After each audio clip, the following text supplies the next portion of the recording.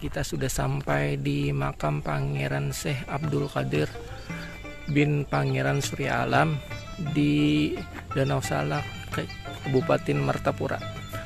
Beliau ini merupakan paman sekaligus mertua oleh Sultan Suryansah, dan beliau ini cucu dari Sunan Giri. Nah, ini makamnya. Kita menuju ke makam beliau untuk ziarah.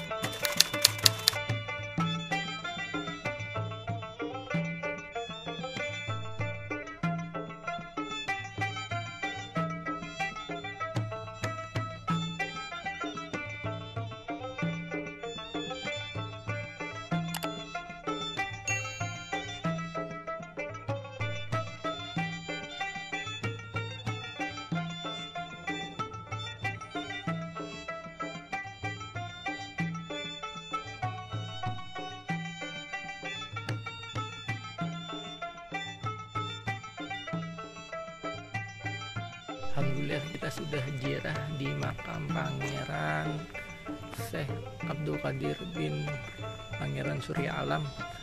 Beliau ini datuk tertua yang ada di Kalimantan Selatan, yang merupakan mertua dari Sultan Suryansah sekaligus paman Sultan Suryansah. Jadi beliau ini tertua di Kalimantan Selatan.